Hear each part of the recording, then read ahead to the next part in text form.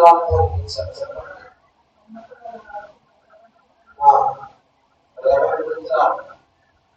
మంది ఈ రోజున పెట్టుకొని ప్రతిరోజు ఆ వాగ్దానాన్ని ఎత్తిపట్టి ప్రార్థించి దేవుని ఆశీర్వాదాలు పొందుకున్నారు. దేవునికి స్తోత్రం కలుగునుగాక. నేను గడిచిన కొన్ని దినాలుగా ప్రార్థన చేస్తా ఉన్నా, ప్రభా మరి నమ్మకమైన వాడికి దీవెనలు మెండుగా ఇస్తానన్నావు కదా అయ్యా, నీకు నమ్మకంగా మేము జీవించి నీ దీవెనలు పొందుకోవడానికి సహాయం చేయ ప్రభా అని ప్రార్థిస్తున్నప్పుడు మరి చాలా మంది వాగ్దాన ఫలం పొందుకున్నామని సాక్ష్యం చెప్తున్నారు. మనం ఎంత నమ్మకంగా దేవుని కొంటే అంత దీవెనలు మెండుగా వస్తాయి. ఈ రోజున మరి చాలామంది ఎలా ఉన్నారని అడిగితే అలాగే ఉన్నాం అంటున్నారు. ఎలా ఉన్నారయ్యా అని అంటే అలాగే ఉన్నాం. ఎలా ఉన్నారు అన్నాం అనుకో, ఇప్పుడు మిమ్మల్ని ఎలాగున్నారంటే ఎక్కడ ఏమంటారు? అలాగే ఉన్నాం. దేవుడు మనం అలాగే ఉండటం ఆయనకి ఇష్టము లేదు. ఆయన మనం హెచ్చింపబడాలని కోరుకుంటున్నాడు. దేవునికి స్తోత్రం కలుగునుగాక. ప్రభు మన ఉద్యోగంలో మనం హెచ్చించబడాలని కోరుకుంటున్నాడు. ప్రభు మన వ్యాపారంలో హెచ్చించబడాలని ప్రభు కోరుకుంటున్నాడు. చదువుకుంటున్నారా?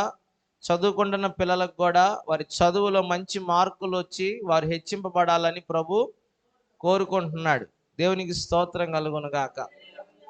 మరి ఎక్కడయ్యా మేము వ్యాపారంలో అలాగే ఉన్నాం, ఉద్యోగంలో కూడా అలాగే ఉన్నాం, చదువుతున్న చదువులో కూడా అలాగే ఉన్నాం, ఏమాత్రం దేవుని ఆశీర్వాదం మాకు లేదు, ఏమాత్రం దేవుని దీవెన మాకు లేదు, ఏ విధంగా కూడా మేము ఆశీర్వాదం పొందుకోవట్లేదు.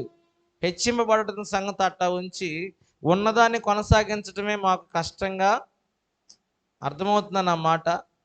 అభివృద్ధి చెందటం, హెచ్చింపబడటం తీసి పక్కన పెడితే ముందు అసలు ఉన్నదాన్ని కొనసాగించడమే మాకు చాలా కష్టంగా ఉంది అని చెప్పేవాళ్ళు కూడా లేకపోలేదు. అయితే దేవుడు ఈ నెలలో, ఏప్రిల్ నెలలో, ఈ మొదటి ఆరాధనలో మరి మనకిస్తున్న చక్కని వాగ్దానం ఏంటో తెలుసా? వాగ్దానం ఏంటంటే మరి ఈ రోజున ఆయన మనల్ని హెచ్చించాలని కోరుకుంటున్నాడు. మన కుటుంబాలను హెచ్చించాలని ప్రభు కోరుకుంటున్నాడు. అయితే హెచ్చింపు ఎక్కడా? దీవెన ఏది? ఆశీర్వాదం ఏది? మేము అలాగే ఉంటున్నాం, మాకు ఏ మాత్రం మార్పు లేదని చెప్తూ ఉన్న మన జీవితంలో ఒకసారి మనం ఆలోచన చేయాలి. ఎందుకు మనం హెచ్చింపబడలేకపోతున్నాం? ఎందుకు అభివృద్ధి చెందలేకపోతున్నాం? వింటున్నారా? ఎందుకు హెచ్చింపు రావట్లేదు? ఎందుకు హెచ్చింపు కలగట్లేదని మనం ఒకసారి ఆలోచన చేయాల్సిన అవసరం ఉంది. ఏంటో కారణం ఉంది. ఊరికినే మన అభివృద్ధి, మన హెచ్చింపు కలగకుండా ఎందుకు ఉంటుంది? హెచ్చింపుకి ఏదో లోటు అక్కడ ఉంది. హెచ్చింపు కలగకుండా, మనం అభివృద్ధి చెందకుండా ఏదో మన జీవితంలో ఏదో హెచ్చింపు కలగకుండా ఏదో అక్కడ సమస్య ఉంది అని మనం గమనించాలి. ఏంటి ఆ సమస్య? యాకోబు పత్రిక 4వ అధ్యాయము 10వ వచనాన్ని చదువుకుందాం.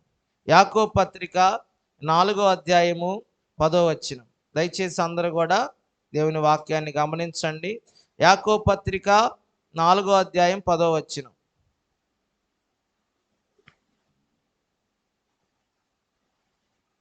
చదువుతున్నాను. ప్రభువు దృష్టికి మిమ్మును మీరు తగ్గించుకొనుడి, అప్పుడు ఆయన మిమ్మును హెచ్చించును. అప్పుడు ఆయన అంటే అప్పుడు ప్రభు మనల్ని హెచ్చించును. ఈ నెలలో ప్రభు చెప్తున్న మాట ఏంటంటే ప్రభు మిమ్మల్ని హెచ్చిస్తాడు. ఆమెన్ చెప్పాలి గట్టిగా, ఆమెన్. ఈ నెలలో ప్రభు నన్ను హెచ్చిస్తాడు. ఈ ఏప్రిల్ నెలలో ప్రభు మనల్ని హెచ్చిస్తాడు. ఈ ఏప్రిల్ నెలలో ప్రభు మన సంఘాన్ని హెచ్చిస్తాడు. ఈ ఏప్రిల్ నెలలో ప్రభు మన మినిస్ట్రీని హెచ్చించబోతున్నాడు. ఈ ఏప్రిల్ నెలలో ప్రభు మనల్ని, ఆయన మన వ్యాపారాలు హెచ్చించబోతున్నాడు. ఈ ఏప్రిల్ నెలలో ప్రభు మన ఉద్యోగాల్లో హెచ్చింపు కలగబోతా ఉంది. ఈ ఏప్రిల్ నెలలో మన పిల్లల చదువుల్లో హెచ్చింపబడుతున్నారు. దేవునికి స్తోత్రం కలుగును గాక. దేవుని వాక్యాన్ని మనం గమనిస్తే ప్రియమైన వారలారా, ఈ నెలలో దేవుడు మనల్ని హెచ్చించబోయే నెల. ఈ నెల ఏ నెల? ఏప్రిల్ నెల కాదు. ఏ నెల అని చెప్పాలి? నేను అడుగుతున్నాను, ఈ నెల ఏ నెల మీద, ఈ నెల ఏ నెల అన్నా? ప్రభు మనల్ని హెచ్చించే నెల. చెప్పండి గట్టిగా, ప్రభు మనల్ని హెచ్చించే నెల. ఈ పక్కన ఉన్న వాళ్ళకి చెప్పండి, ప్రభు ఈ నెలలో నేను హెచ్చించబోతున్నాడు. చెప్పండి, పక్కన ఉన్న వాళ్ళకి చెప్పండి, షేక్ హ్యాండ్ ఇవ్వండి.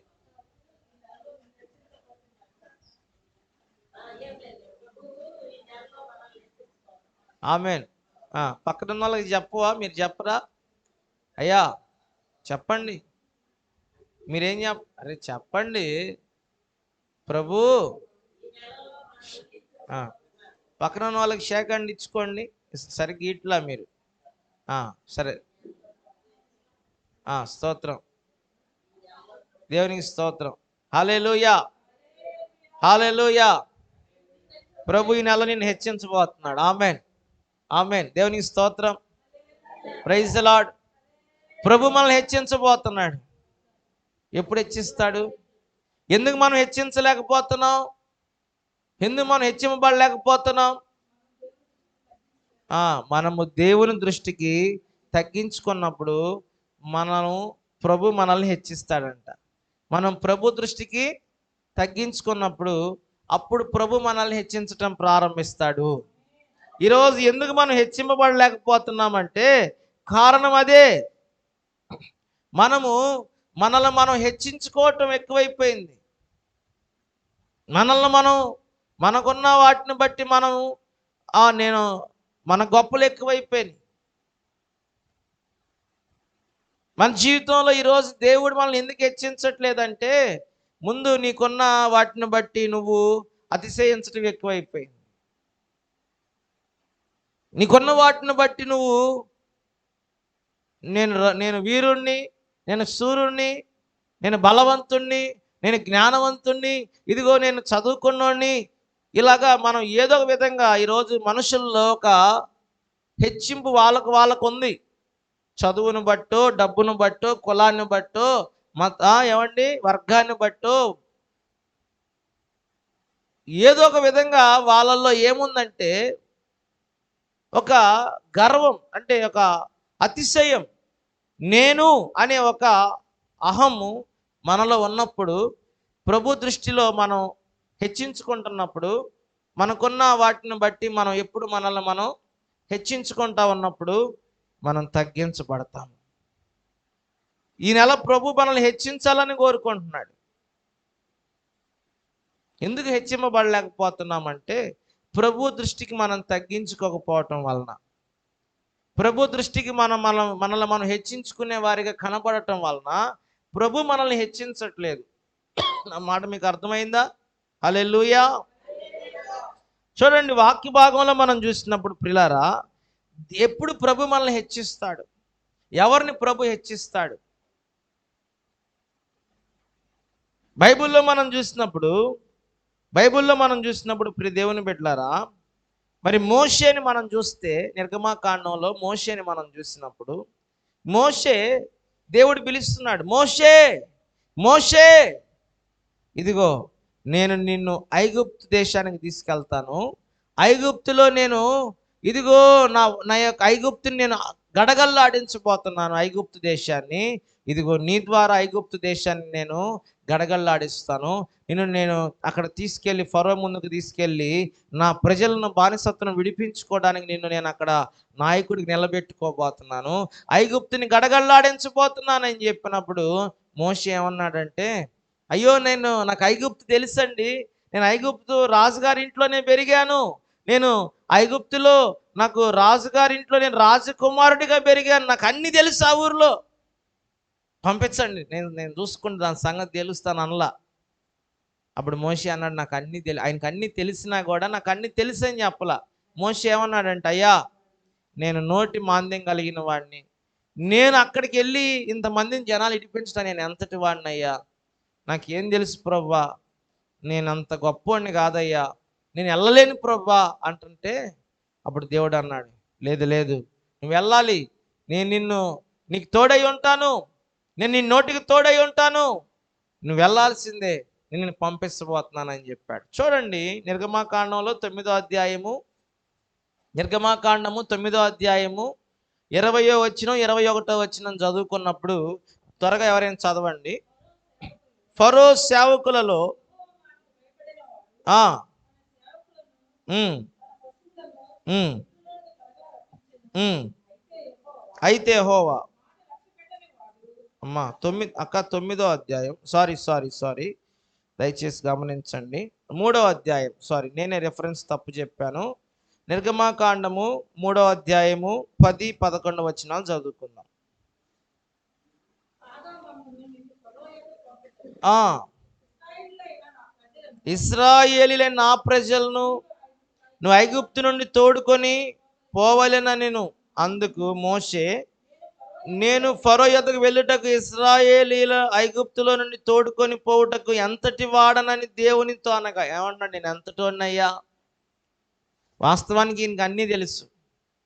ఐగుప్తుల భాష తెలుసు, ఐగుప్తుల యొక్క ఆచారాలు తెలుసు, పద్ధతులు తెలుసు.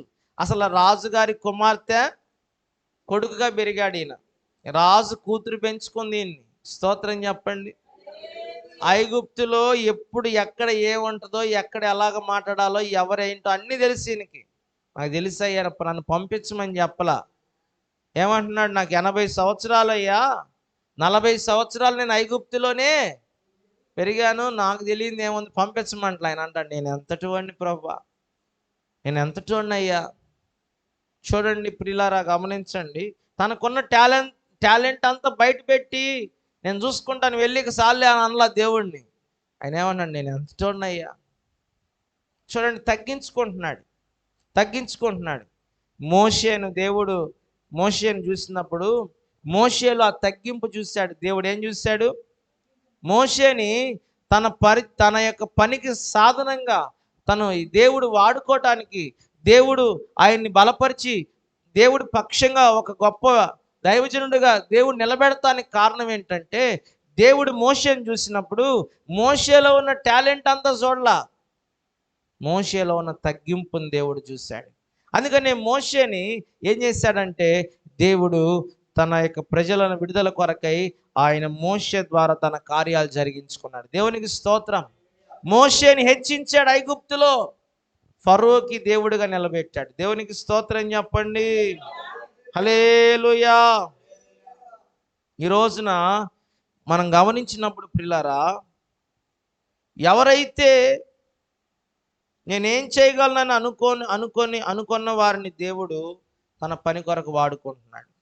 నేనేం చేయగలనయ్యా, నా వల్ల ఏం కాదు ప్రభా, నేను ఎంతటి వాడినయ్యా అని తగ్గించుకొని ఎవరైతే ఉంటారో వారిని దేవుడు వాడుకుంటున్నాడు. దేవునికి స్తోత్రం చెప్పండి. చూడండి, సౌలు కూడా ఉన్నాడు. సౌలు కూడా 1 సమూయేలు గ్రంథం 9వ అధ్యాయం 20-21 మనం చదువుకున్నప్పుడు ఈ సౌలు అనే వ్యక్తి కూడా ఉన్నాడు బైబిల్లో. ఈ సౌలు ఏం చేస్తున్నాడంటే తను ధనవంతుడి కొడుకు బెన్యామీనుడైన కీషు కుమారుడు గాడిదలు పోతే వెతుక్కుంటూ వెళ్ళాడు. పనివాడు అంటున్నాడు, అయ్యా ఈ దేశంలో గొప్ప దైవజనుడు ఉన్నాడు, అతడు బహుగనుడు. ఏంటంటే అతడు ఎవరు? బహుగనుడు. స్తోత్రం. ఆయన దీర్ఘదర్శి. ఆయన మన గాడిదలు ఎక్కడికి పోయినాయో చెప్తాడు, మనకు దొరకలేదు కాబట్టి మనం ఆయన దగ్గరికి వెళ్దాం. అంతకుముందే ఇజ్రాయెల్ ప్రజలు ఏమడుగుతారంటే, సౌలుని, సమూయేలుని, మాకు ఒక రాజు కావాలంటారు. సరే, దేవుడు వాళ్ళు కోరుకున్నట్లే చేయమంటాడు.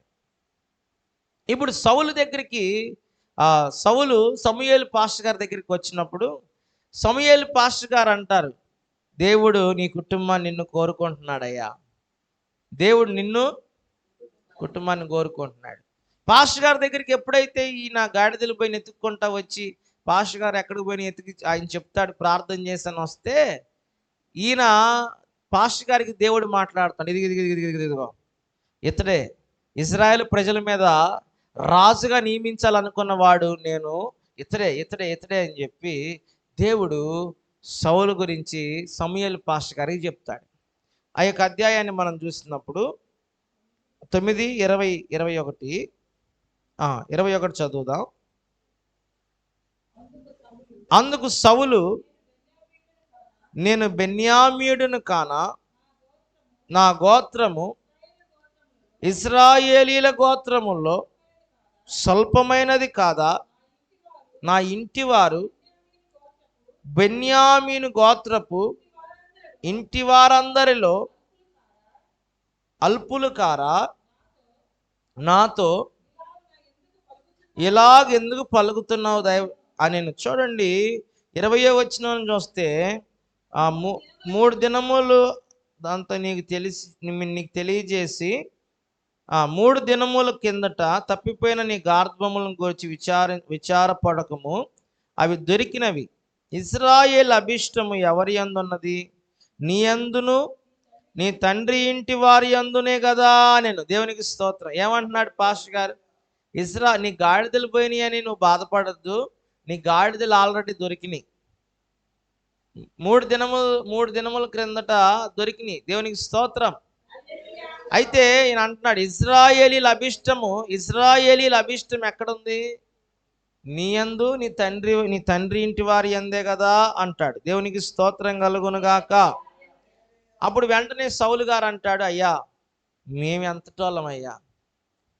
ఎంతటోళ్ళం ప్రభువా, పాస్టర్ గారు ఎందుకు ఎట్లా చెప్తున్నారు? మాకు ఇశ్రాయేలీల అభిష్టము నా యందు నా తండ్రి ఇంటి యందు ఉండటం ఏంటి? మేము ఎంతటి వారం అని చెప్తుంటే ఆయన అంటాడు, ఎంత చక్కని మాట అండి, ఎంత చక్కని మాట. మేము బెన్యామీనుడు కానా, నా గోత్రం ఇశ్రాయేలీల గోత్రములో స్వల్పమైనది కాదా. దేవునికి స్తోత్రం కలుగును గాక. చూడండి ఎంత దేవుడు మాట్లాడుతున్నాడు ఈ రోజున. అందుకనే ఆయన రాజుగా దేవుడు ఎన్నుకోవడానికి కారణం ఏంటంటే అతను చాలా ఎత్తుగా ఉంటాడంట, చాలా అందగాడంట. ఇజ్రాయెల్ ప్రజల్లోనే ఆయన అంత సౌందర్యవంతుడు. ఏమని రాయబడింది చూడండి, ఏమని రాయబడింది? 9వ అధ్యాయం ప్రారంభంలో చూడండి. 9వ అధ్యాయము మొదటి సమూయేలు గ్రంథము 9వ అధ్యాయం మొదటి వచనం చూడండి.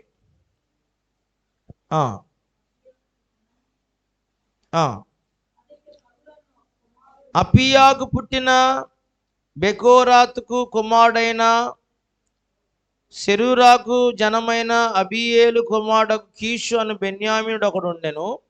కీషు భాగ్యవంతుడు, ఓ బెన్యామీనుడు. అతనికి సౌలు అని ఒక కుమారుడు ఉండెను. అతనికి సౌలు అనే కుమారుడు ఉండెను. చెప్పండి. అతడు బహు సౌందర్యము గలవాడు, బహు సౌందర్యము గల యవనుడు. చూడండి, బహు సౌందర్యము గల యవనుడు. ఇశ్రాయేలీలలో అతని పాటి సుందరుడు ఒక్కడు. ఎంత మంచి మాట చూడండి. అతను భుజముల మొదలుకొని పైకి ఇతరుల కంటే ఎత్తుగలవాడు. చూడండి, ఆయన లాంటి అసలు అందమైన వాడికి ఎవడు? ఆయన పాటి ఇంకెవడు? అతను బహు సౌందర్యము కలిగిన యవ్వనుడు, పడుచువాడు. దేవునికి స్తోత్రం కలుగునుగాక. పిల్లారా, మరి ఈ రోజున మనం గమనించుకుంటే వాక్యాన్ని జాగ్రత్తగానండి. ఇంత సుందరుడు, అందమైన వాడు, అతను చాలా ఎత్తుకుంటాడండి. అతనితో పాటు ఎవరు అంత ఎత్తున్న వాళ్ళు ఎవరు? చాలా గంభీరమైన పర్సనాలిటీ ఇస్తుంది. ఎవరైనా చూసినప్పుడు ఆయన్ని చాలా గంభీరంగా ఉంటాడు మనిషి. చాలా అందగాడు, చాలా సుందరుడు. అతని వంటి హైటు, అతని వంటి అందము, అతని వంటి సౌందర్యం ఎవరికి లేదు. అసలు ఇజ్రాయెల్ ప్రజల్లోనే లేడంట అలాంటి వాడు, అంత అందమైన వాడంట. అందుకని దేవుడు రాజుగా ఎన్నుకున్నాడంటారా? అందుకని దేవుడు అతన్ని హెచ్చించాడంటారా? అమ్మా వింటున్నారా? చాలామందికి నేను చాలా హైట్ అని, చాలా అందంగా ఉంటానని, చాలా సౌందర్యంగా ఉంటానని, కొంతమంది వాళ్ళ అందాన్ని బట్టి కూడా వాళ్ళని వాళ్ళు గొప్పగా అనుకుంటారు. అందుకని దేవుడు హెచ్చించట్లేదేమో కొన్ని కుటుంబాలను బట్టి. చూడండి, ఈయనంట కీషు కుమారుడు అంట. ఏనండి జాగ్రత్తగా. వాళ్ళ నాన్న ఎవరంట? భాగ్యవంతుడు. ఎవరంట వాళ్ళ నాన్న? నేను చెప్తున్నానా బైబిల్ చెప్తుందా? ఏం చెప్తున్నా? వాళ్ళ నాన్న భాగ్యవంతుడు అంటే అర్థం ఏంటి? బాగా ఉన్నాడు. మరి ఈయన డబ్బులున్న వాళ్ళ కుటుంబంలో పుట్టాడనా? మరి ఈయన డబ్బులు ఉన్నాడు కదా, భాగ్యవంతుడు కదా, హైట్ ఉన్నాడు కదా, అందంగా ఉన్నాడు కదా. వినండి, అసలు ఆయన లాంటోడు అసలు ఆ జనాల్లోనే లేడు కదా.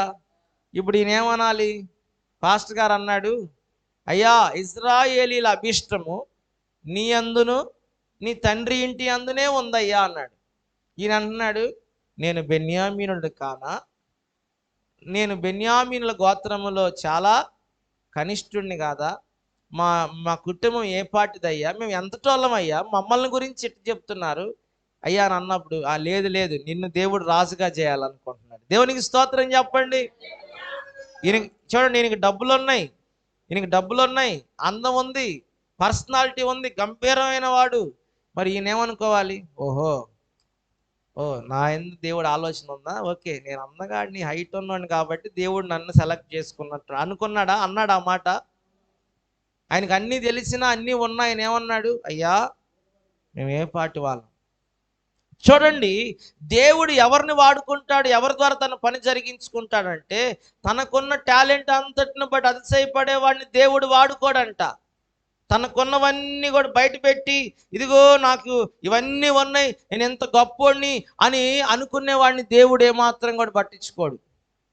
నాదేముంది ప్రభువా అని ఎవరైతే తన గురించి తను అనుకుంటాడో, వినండి, తనకు అన్నీ తెలిసినా ఏమీ తెలియదు నాకు, నాదేముందని ఎవడైతే తగ్గించుకుంటాడో వాడిని దేవుడంట హెచ్చిస్తాడు. హల్లెలూయా. చూడండి, దావీదు కూడా ఎంత ఎంత తగ్గించుకుంటున్నాడు. దావీదు దేవుడు అభిషేకించాడు. దావీదు సింహాన్ని గెలిచాడు, గొల్లియాతుని గెలిచాడు, భయంకరమైన రాక్షసుని గెలిచాడు, ఎలుగుబంటిని గెలిచాడు. కానీ దావీదు కనిష్ఠుడు, తన ఇంట్లో చిన్నోడు. ఇప్పుడు దావీదుని దేవుడు ఆశీర్వదిస్తా అంటాడు. దావీదుని దేవుడు ఆశీర్వదిస్తా అంటే దావీదు అంటాడు, అయ్యా నేను ఏ పాటోడిని, నా ఇల్లు ఏ పాటిది. చూడండి, మొదటి దినవృత్తాంతాల గ్రంథం 17వ అధ్యాయం 16వ వచనాలు మనం చదివితే అక్కడ దావీదు ఎలా అంటున్నాడు, హల్లెలూయా హల్లెలూయా. కాబట్టి ప్రియులారా, ఎవరైనా ఏమైనా ఈరోజు మన జీవితంలో మన ప్రభు హెచ్చించాలంటే ఎందుకు హెచ్చింపబడలేకపోతున్నామంటే ప్రభు దృష్టికి మనల్ని మనం తగ్గించుకునే వారిగా లేమండి. ప్రభు దృష్టికి మనల్ని మనం సౌలు కూడా, ఇదిగో దావీదు కూడా తగ్గించుకుంటున్నారు. మేము ఏ పాటి వారమయ్యా, మేము ఎంతటి వారమయ్యా అని ఆ 17వ అధ్యాయంలో మొదటి దినవృత్తాంతాల్లో 9వ వచనం నుండి 14వ వచనం వరకు మనం చదువుకుంటే అక్కడ ఆ సంభాషణ అంతా కూడా ప్రవక్త వచ్చి చెప్తాడు, నాతాను ప్రవక్త, అయ్యా ఇదిగో దేవుడు నీ కుటుంబాన్ని ఎలా దీవించబోతున్నాడు, ఇదిగో నీకు పుట్టిన సంతానాన్ని దేవుడు దీవించబోతున్నాడు, నీ సింహాసనాన్ని దేవుడు స్థిరపరచబోతున్నాడు, నువ్వు ఉన్నంత మటుకే కాదు, నీ రాజ్యము నీ సింహాసనము, నువ్వు చనిపోయిన తర్వాత కూడా నీ పిల్లల పట్ల దేవుడు గొప్ప కార్యాలు చేయబోతున్నాడు అని చెప్పినప్పుడు ఆయన అంటాడు, అయ్యో బాబోయ్, నేను ఎంత చూడండి, అసలు నా ఇల్లు ఏ పాటిదండి, మేము ఏమి ఇవ్వగలమండి, మేము దేవుడికి ఏమిచ్చి మా రుణం తీర్చుకోగలమండి అసలు అని తగ్గించుకుంటున్నాడండి. స్తోత్రం చెప్తారా? నేను గొలియాతుని చంపాను కదా, నా అంత బలవంతుడు ఎవడున్నాడు యుద్ధంలో, నేను యుద్ధశూరుడిని అని చెప్పి అందుకే దేవుడు నన్ను ఆశీర్వదిస్తున్నాడు అనుకోవట్లే. అయ్యా నేనే పాటి వాడిని. దావీదుకి సౌలుకి 1000 కొలది, దావీదుకి 10,000 కొలది అని చెప్పారు. కానీ దావీదు ఏమంటున్నాడు? తగ్గించుకుంటున్నాడు. హల్లెలూయా. ప్రభు దగ్గర ఏం చేస్తున్నాడు? దేవుడి దగ్గర ఏం చేస్తున్నాడు? ఎవరి దగ్గర? మనుషుల దగ్గర కాదు, దేవుడి దగ్గర. తగ్గింపు జీవితము కావాలి మనకి ఈరోజు. ఇర్మియా అంటాడు 1వ అధ్యాయం, ఇర్మియా గ్రంథం 1వ అధ్యాయములో 1 నుండి 1వ అధ్యాయంలో 4వ వచనం నుండి 8వ వచనం వరకు మనం చదివితే అంటాడు, ఇర్మియా తల్లి గర్భంలో ఉన్నప్పుడే నేను నిన్ను ఎరిగానయ్యా, నేను జనములకు ప్రవక్తగా చేయబోతున్నాను అని చెప్తే ఇర్మియా అంటాడు, అయ్యా నేను బాలుడిని, దేవా నేను చిన్నోనయ్యా, నేను బాలుని, నా వల్ల ఏమవుతుంది ప్రభా నీ పని చేయటానికి. ఆయన తగ్గించుకుంటున్నాడు. దేవుడు అన్నాడు, ఇర్మియా నేను నిన్ను తల్లి గర్భంలో ఉన్నప్పుడే నేను నువ్వు పిండముగా ఉన్నప్పుడే, తల్లి గర్భంలో ఉన్నప్పుడే నేను నిన్ను ఎరిగాను. నిన్ను ప్రతిష్ఠించాను, జనములకు ప్రవక్తగా నిన్ను నియమించాను. అందుకు ఇర్మియా అంటాడు, అయ్యా ప్రభువగు యెహోవా, చిత్తగించు, నేను బాలునయ్యా. తగ్గించుకున్నాడు చూడండి. మాట్లాడటకు నాకు శక్తి చాలదయ్యా, నేను చిన్నోన్నయ్యా. యేసయ్యా నేను చిన్నోన్నయ్యా, నన్ను నువ్వు ప్రవక్తగా చేస్తానంటున్నావయ్యా. నేను చిన్నోని ప్రభా. తగ్గించుకుంటున్నాడు దేవుడి దగ్గర. హల్లెలూయా. ఏ రోజైనా నువ్వు ప్రభు దగ్గర తగ్గించుకునేట్లా మాట్లాడావా? ప్రభు దగ్గర ప్రభు దృష్టికి ఎప్పుడైతే మనం తగ్గింపు కలిగిన వారిగా కనపడతామో అప్పుడు ప్రభు మనల్ని హెచ్చించడం ప్రారంభిస్తాడు.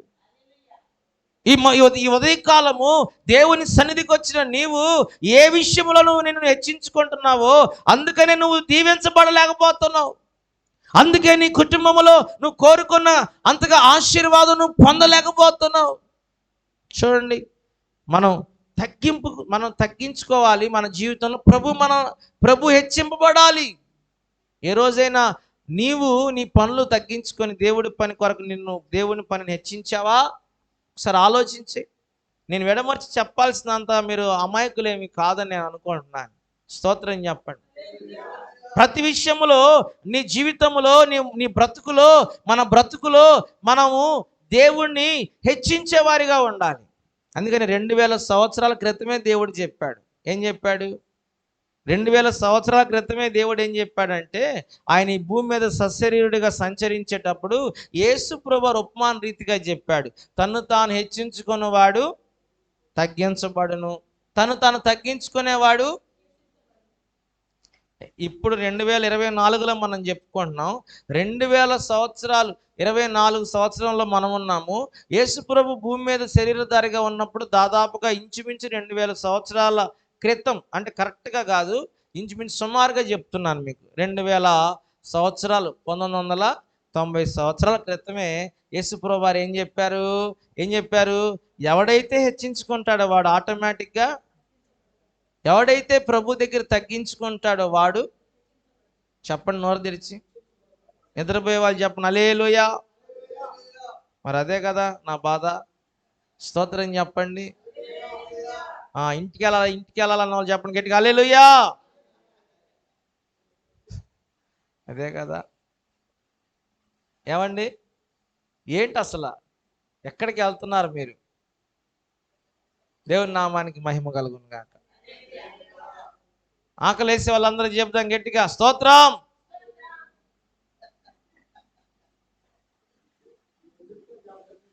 అది మరి అన్ని విషయాల్లో ఇట్లా ఫాలో అవ్వాలిగా నన్ను. ఇప్పుడు చెప్తున్నారు అన్ని విషయాలు ఇట్లాగే ఫాలో అవ్వాలిగా నన్ను. అవుతారా? ఫాలో అవుతున్నారా? అన్ని విషయాల్లో అవుతున్నారా? దేవునికి స్తోత్రం చెప్తాం. గొప్ప దేవునికి స్తోత్రం చెప్తాం. మనల్ని హెచ్చించే దేవునికి స్తోత్రం చెల్లిద్దాం. ఈ నెలలో దేవుడు మనల్ని గొప్పగా హెచ్చించబోతున్న విధానాన్ని బట్టి ప్రభుకు స్తోత్రం చెబుదాం. మన ఉద్యోగములు హెచ్చించబోతున్న ప్రభుకు స్తోత్రం చెల్లిద్దాం. మన వ్యాపారములు హెచ్చించబోతున్న ప్రభుకు స్తోత్రం చెల్లిద్దాం. స్తోత్రం. ప్రభు మన యొక్క పిల్లల చదువుల్లో మంచి మార్కులు ఇచ్చి హెచ్చించబోతున్న దేవునికి స్తోత్రం చెల్లిద్దాం. ప్రభు మన కుటుంబాలను హెచ్చించబోతున్నందుకు స్తోత్రం చెల్లిద్దాం. మన సంఘమును, విశ్వాసుల కుటుంబాలను హెచ్చించి ఆశీర్వదించిన ప్రభుకు స్తోత్రాలు చెల్లిద్దాం. ప్రతి విషయములో ఈ నెలలో ప్రభు మనల్ని హెచ్చించి అభివృద్ధి పరుస్తున్న దేవాది దేవునికి స్తోత్రాలు చెల్లిద్దాం. స్తోత్రం. హల్లెలూయా. చూడండి నా వైపు అందరూ ఒకసారి, అందరు నా వైపు చూడండి. ఎప్పుడు హెచ్చించబడతాం మనం? ఎలా ఉన్నారంటే అలాగే ఉన్నామని మీరు ఎప్పుడు చెప్పకూడదు. ఇక ఎలా ఉన్నామంటే హెచ్చించబడుతున్నామని చెప్పాలి. ఆమేన్. ఎలా ఉన్నారు? ఈ నెల ఎలా ఉండబోతున్నారు? ఎలా ఉన్నారు ఇప్పుడు? ఎలా ఉన్నారంటే హెచ్చించబడబోతున్నాం అని చెప్పాలి. ఎలా ఉన్నారు? హెచ్చింపబడ్డామని చెప్పండి. ఇక ఎలా ఉన్నారు? హెచ్చింపబడ్డాం. ఎలా ఉన్నారు? ఎలా ఉన్నారు? హెచ్చించబడ్డాం. ఏ విషయంలో? అన్ని విషయాల్లో. ఏ విషయంలో? అన్ని విషయాల్లో. ఎవరు హెచ్చించారు? యేసయ్య. ఎవరు హెచ్చించారు? యేసయ్య. దేవునికి స్తోత్రం కలుగును గాక. ఈ నెలలో దేవుడు మనల్ని నిశ్చయంగా హెచ్చించబోయే నెల. తప్పకుండా విశ్వాసం ఉంచండి. దేవుని దగ్గర మీరు తగ్గించుకోండి, ఆయన మిమ్మల్ని హెచ్చించబోయే నెల ఈ నెల. దేవునికి స్తోత్రం కలుగును గాక. చూడండి, లోకాసువార్త 18వ అధ్యాయం 14వ వచనంలో ప్రభు చెప్తున్నారు. లోకాసువార్త 18:14లో ఆయన అంటున్నారు కదా, తను తాను హెచ్చించుకునేవాడు తగ్గించబడతాడు, తను తాను తగ్గించుకునేవాడు. పరిసయ్యుడిలాగా మనం ఏం చేయకూడదు? శాస్త్రులాగా ఏం చేయకూడదు? చెప్పండి, ఏం చేయకూడదు? పరిసయ్యుడు సుంకరి ఇద్దరు ఉన్నారు అక్కడ. ఈ పరిసయ్యుడు ఏం చేశాడు? అయ్యా నేను ఉపవాసం ఉంటాను ఏమనుకోండి, నేను వారం వారం మందిరానికి వస్తాను ఏమనుకోండి, మంచి లక్షణాలు ఆయనలో ఉన్నాయన్నీ చెప్పుకుంటున్నాడు. నేను నమ్మకంగా దశమ భాగం ఇస్తాను, నేను నమ్మకంగా నేను వారానికి 3 మార్లు. అయ్యా నా అంత మంచోడు ఎవరున్నారు ప్రభా? తను తాను ఎలాంటి వాడిని అసలు దేవుడు పట్టించుకోడంట, వీళ్ళని వాడుకోడంట. అన్నీ చేస్తారు చూడండి, నిజంగా ఉపవాసం ఉంటారు, నిజంగానే దేవునికి నమ్మకంగా మందిరానికి వస్తారు, నిజంగా వాళ్ళ యొక్క కష్టార్జితంలో దేవునికి నమ్మకంగా వాళ్ళు గుప్పిలు విప్పి దేవుని డబ్బులు దశమ భాగం కడతారు. దేవుని కొరకు దశమ భాగం కట్టడమే కాదు, ఇంకా ఎక్కువే వారి సంపాదనలో శక్తికి మించి వారు హృదయపూర్వకంగా దేవుని కొరకు ఖర్చు పెడతారు. కానీ వాళ్ళు ఏమీ తెలియనట్టు ఉంటారంట. వాళ్ళు అన్నీ చేస్తారు కానీ ఏమీ చేయనట్టుగా తగ్గించుకొని వాళ్ళని దేవుడు వాడుకుంటాడు, వాళ్ళని దేవుడు ఉపయోగించుకుంటాడంట. దేవునికి స్తోత్రం చెప్పండి. హల్లెలూయా. కాబట్టి దేవుని బిడ్డ, ఈరోజు దేవుడు మనల్ని హెచ్చించబోతున్నాడు. ఆయన లోకాసువార్త చెప్తున్నాడు, 2000 సంవత్సరాల క్రితమే ఆయన హెచ్చించ అనుభవం గురించి మాట్లాడుతున్నాడు. ఆ యొక్క పరిసయ్యుడేమో ఆయన హెచ్చించుకున్నాడు, తగ్గించబడ్డాడు. ఆ సుంకరి తాను ఏం చేశాడు? నేను పాపిని ప్రభువా, నన్ను క్షమించావయ్యా, నీ రక్షణ ఇచ్చావయ్యా, నేనేమి ఇవ్వగలనయ్యా, నీ వైపు చూసే అర్హత కూడా నాకు లేదయ్యా అని తాను తగ్గించుకున్నాడు. ఇతడంట అతనికంటే ఇతడు ఇంకా అధికముగా నీతిమంతుడై హెచ్చింపబడ్డాడంట. స్తోత్రం చెప్తారా? కాబట్టి ఈరోజు దేవుని బిడ్డ, అబ్రహాము అన్ని విషయాల్లో దీవించబడ్డా? ఆదికాండం 24:25లో ఉంటుంది. ఆదికాండంలో అబ్రహాం అన్ని విషయములలో, చెప్పండి ఏమైందంటే అబ్రహాం అన్ని విషయాల్లో చెప్పాలి. అందరు తీయండి, ఆదికాండం తీయండి. ఆదికాండము 25వ అధ్యాయము 24. అబ్రహాం బహుకాలం గడిచిన వృద్ధుడై ఉండెను, అన్ని విషయముల్లోనూ యెహోవా అబ్రహామును ఆశీర్వదించాను. దేవునికి స్తోత్రం చెప్పండి. అన్ని విషయాల్లో దేవుడు ఆశీర్వదించాడంట. ఎందుకు? అబ్రహాం దేవుని యందు విశ్వాసం ఉంచాడనా? అబ్రహాం దేవుని మాటకు లోబడ్డాడనా? అబ్రహాము మరి దేవుని చూపించిన దేశానికి సమస్తాన్ని విడిచిపెట్టి దేవుని మాటకు లోబడి వెళ్ళాడనా? విశ్వాసం ఉంచాడనా? అంత మాత్రమే కాదు, ఈరోజు నీకు విశ్వాసం ఉండొచ్చు, నువ్వు దేవుని మాటకు లోబడే వ్యక్తిగా ఉండొచ్చు, దేవుని యొక్క ఆజ్ఞలన్నీ నువ్వు పాటించే వ్యక్తిగా ఉండొచ్చు. కానీ తగ్గింపు జీవితం కావాలి, ప్రభు దగ్గర తగ్గించుకునే అనుభవం కావాలి మనకి. అబ్రహాము జీవితంలో మనం చూసినప్పుడు ప్రియులారా చూడండి, ఆదికాండం 18వ అధ్యాయం 27వ వచనం. అబ్రహాం ఇక్కడ ప్రార్థన చేస్తున్నాడు. సొదొమ గొమొర పట్టణంలో నశించిపోతున్న ప్రజల కొరకు, లోతు కుటుంబం కొరకు ప్రార్థన చేస్తున్నాడు. చూడండి, అక్కడ ఆ 18వ అధ్యాయం 27వ వచనంలో అబ్రహాము దేవుడి దగ్గర ఎలాగా తగ్గించుకుంటున్నాడు. అందుకు అబ్రహాము, ఇదిగో ధూళియు బూడిదనయ్యున్నా నైనా నేను ప్రభుతో తెగించుచున్నాను. చూడండి ఏమంటున్నాడు? ధూళియు బూడిదయునైనా నేను. ఎవరంట? అబ్రహాము. ధూళి బూడిద. అయ్యా నీవు అయ్యా యేసయ్యా, అయ్యా నేను ఒక్కసారి మాట్లాడటానికి తెగిస్తున్నానయ్యా నీ దగ్గర. నేను దుమ్ము లాంటోన్నయ్యా, బూడిద లాంటోన్నయ్యా, నీ దగ్గర మరొకసారి మాట్లాడటానికి తెగిస్తున్నానయ్యా అని తాను ఏం చేస్తున్నాడు? చెప్పండి, చెప్పాలి ఏం చేస్తున్నాడు? తగ్గించుకుంటున్నాడు. దేవునికి స్తోత్రం చెప్పండి. హల్లెలూయా. దేవుడు అబ్రహామును ఆశీర్వదించడానికి కారణం చూడండి. 18వ వచనం నుండి మళ్ళీ 24వ వచనానికి వెళ్తే ఇప్పుడు ఏమయ్యాడు? అన్ని విషయాల్లో ఆశీర్వదించబడ్డాడు, అన్ని విషయాలు హెచ్చించబడ్డాడు, అన్ని విషయాలు వృద్ధి చెందాడు. అబ్రహాం అంత గొప్పోడు ఆ ప్రాంతంలో లేకుండా ఉన్నాడు. ఎందుకంటే అబ్రహాం విశ్వాసం ఉంచటమే కాదు, అబ్రహాము దేవుని మాటకు లోబడేవాడే కాదు, అబ్రహాము దేవుని ఆజ్ఞలకు నెరవేర్చేవాడే కాదు, కానీ అబ్రహాము దేవుని సన్నిధిలో తను తాను తగ్గించుకునేవాడు. హల్లెలూయా. చివరికి ఒకే ఒక మాట చెప్పిన మాటలు ముగిస్తాను ప్రియులారా. చూడండి, క్రొత్త నిబంధనలో కూడా పౌలు దైవజనుడు అంటాడు, క్రొత్త నిబంధనలో పౌలు గారు అంటాడు, మొదటి కొరింథీయులకు రాసిన పత్రిక 15వ అధ్యాయము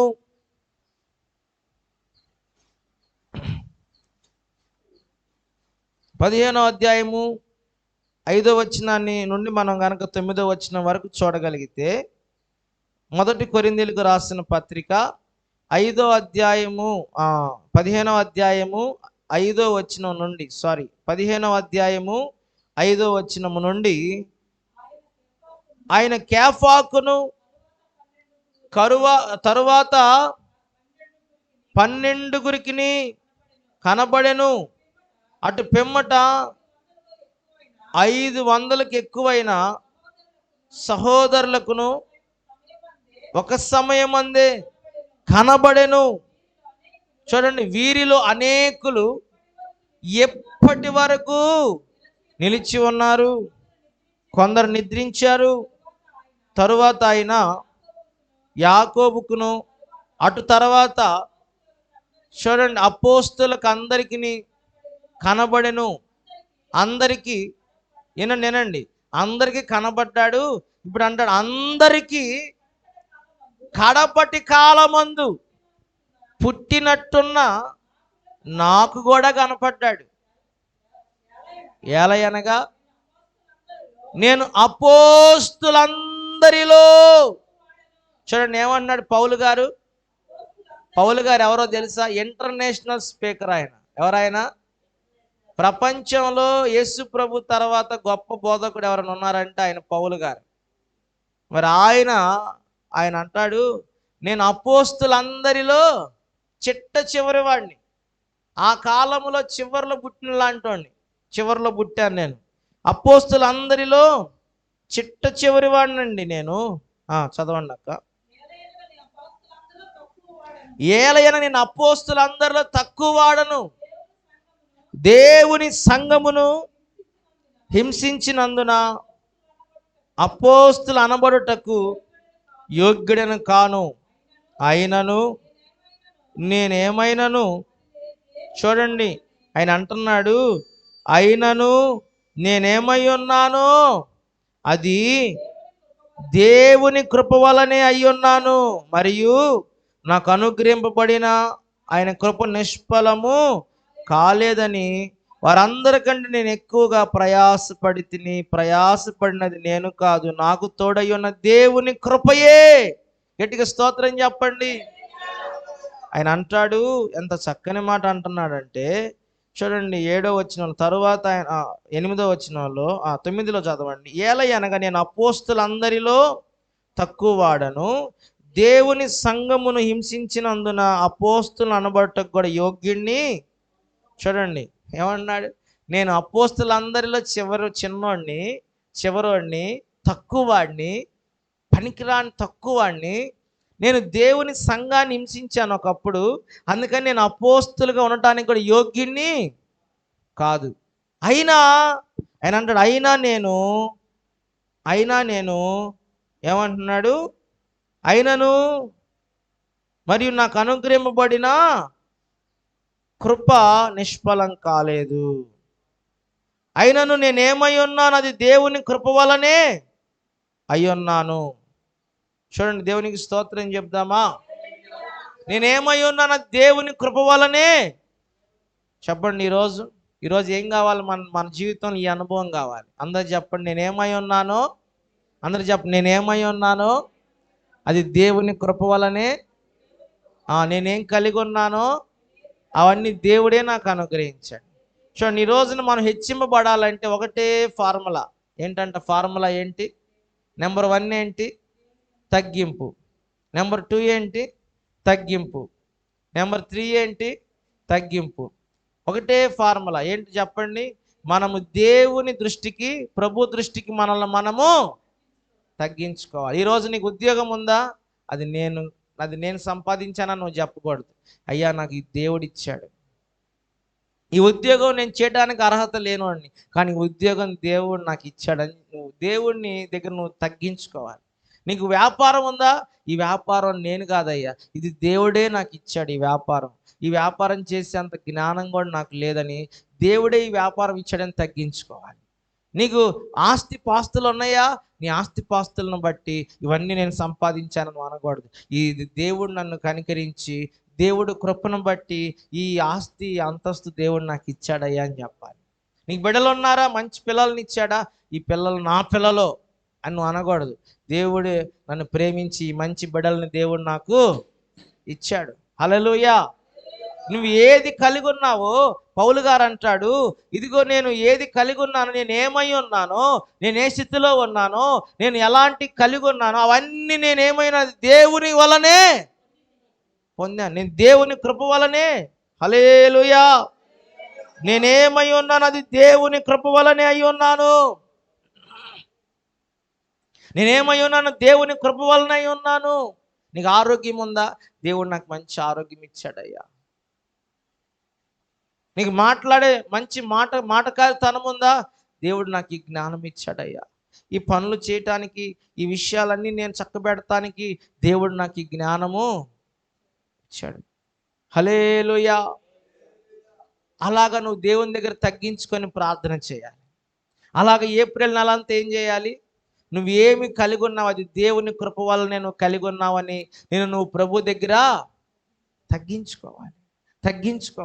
తగ్గించుకొని, దేవా నేనేమిచ్చి రుణం తీర్చుకోగలనయ్యా అని ప్రార్థించే వ్యక్తిగా ఉండాలి. అలాగా నువ్వు గనక తగ్గించుకునే అనుభవం ఉంటే దేవుడి దృష్టిలో, యాకోబు పత్రిక 4:10 మరలా చూద్దాం. ఆయన అంటున్నాడు, ప్రభు దృష్టికి మనల్ని మనం హెచ్చించుకున్నప్పుడు మనం దీవించబడం. ఆయన దృష్టికి మనల్ని మనం ఏం చేయాలంట? ప్రభు దృష్టికి మిమ్మల్ని మీరు తగ్గించుకోనండి, అప్పుడు ఆయన మిమ్మల్ని హెచ్చించును. ప్రభు దృష్టికి మిమ్మల్ని మీరు తగ్గించుకోనండి, అప్పుడు ఆయన మిమ్మల్ని హెచ్చించును. ఆయన మిమ్మల్ని హెచ్చిస్తాడు, మనల్ని హెచ్చిస్తాడు, మన అందరిని హెచ్చిస్తాడు. దేవుడు ఆ రీతిగా మన అందరిని దీవించి ఆశీర్వదించును గాక. చెప్పండి, ఈ నెల ఏమి నెల? హెచ్చించే నెల. ఎప్పుడు హెచ్చిస్తాడు? దేవుడే హెచ్చిస్తాడు. ఎప్పుడు హెచ్చిస్తాడు? మనం ప్రభు దృష్టికి మనం ఏం కలిగి ఉన్నవన్నీ ఆయన ఇచ్చాడని మనల్ని ఏం చేయాలి? తగ్గించుకొని ఆయన సన్నిధిలో ప్రార్థించాలి. అయ్యా, ఇదంతా నువ్వు ఇచ్చింది. నేనేమై ఉన్నాను అది నీ కృప వల్లనే. నేనేమై ఉన్నాను నీ కృప వల్లనే ప్రియా. నాకు ఆ పాట రావట్లేదు. దేవునికి స్తోత్రం కలుగును గాక. నాకున్నవన్నీయు నీవిచ్చినవే ప్రభువా, నేనేమై ఉన్నాను నీ కృప వలనే ప్రభువా, నేనేమై ఉన్నాను. స్తోత్రం. హల్లెలూయా.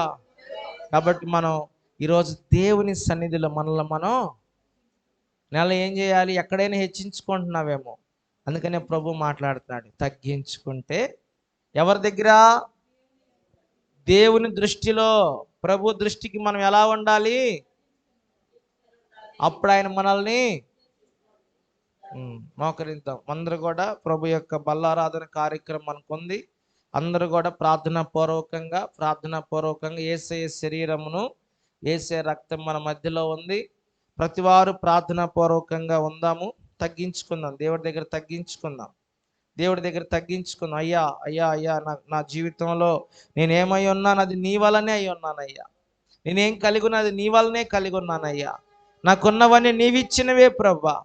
పౌలు గారు అంటున్నారు, నేనేమై ఉన్నది దేవుని కృప వలనే అయి ఉన్నాను. ఇదిగో నేనేం కలిగి అది దేవుని కృప వలనే కలిగి ఉన్నాను.